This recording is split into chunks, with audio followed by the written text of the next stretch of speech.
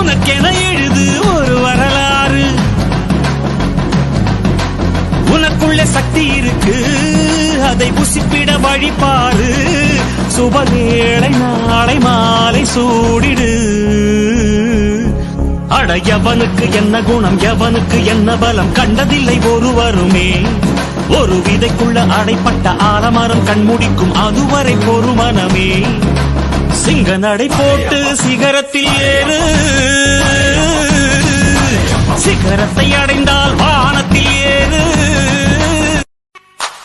உன் கையை நம்பி உயர்ந்திடப்பாரு. உனக்கென எழுது ஒரு வரலாறு. உனக்குள்ள சக்தி இருக்கு, அதை புசிப்பிட வழிபாரு. சுபவேளை நாளை மாலை சூடிடு.